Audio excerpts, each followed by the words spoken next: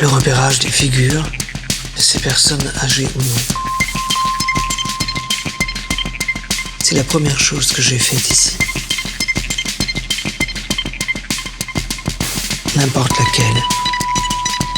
À travers les âges, je pouvais honorer quelque chose qui ressemblait encore à la vie. Même là, surtout là, devrais-je dire. L'ambivalence, comme la tristesse très digne de ces croix alignées, me retenait. 1 heure au début, puis plus longtemps.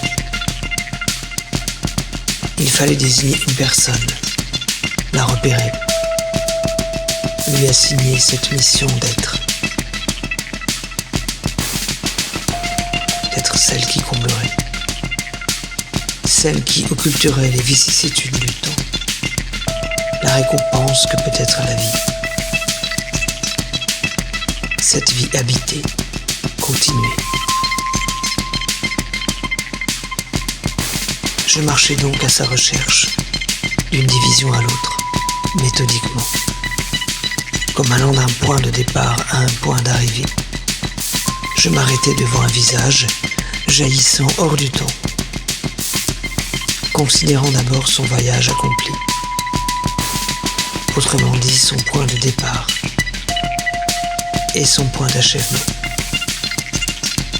avant de considérer ce qu'il représentait, ce qu'il signifiait, mettant en péril le pouvoir de cette fin gravée dans la pierre.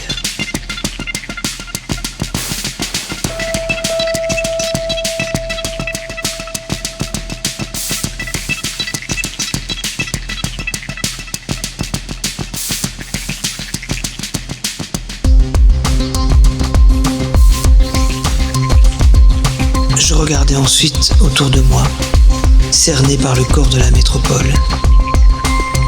Une autoroute saturée, un stade ultramoderne dont les projecteurs déversaient une lumière aveuglante.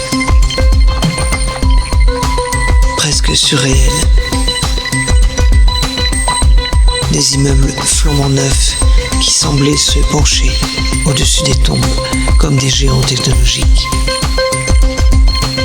Des géants technologiques. Tout rappelait la nature indistincte du lieu. Des corps reposaient ici, précisément en plein milieu d'un mouvement perpétuel. Ces corps étaient l'essence immobile de quelque chose qui n'était pas la mort. Je poursuivis ma quête. Je voyais bien mieux auprès de ces tombes ce qu'il était impossible d'apercevoir ailleurs, au milieu des vivants. De ceux qui ne voient que la mort, jamais la transition. Ces tombes, ces visages aux cheveux noirs ou blancs, aux traits encore jeunes ou vieillis, m'indiquaient les transformations silencieuses et bien sûr le renouvellement de la vie. J'avais décidé de choisir une de ces sépultures et de faire de cette personne enterrée mon ancêtre, mon ciel nature. Je deviendrai sa continuation. Allant et venant, sans jamais m'épuiser, me répétant comme un mantra que cette personne n'était pas morte, qu'elle s'était seulement modifiée pour qu'elle puisse continuer à travers moi. À mon tour, je vieillirai pas, je ne ferai que me modifier.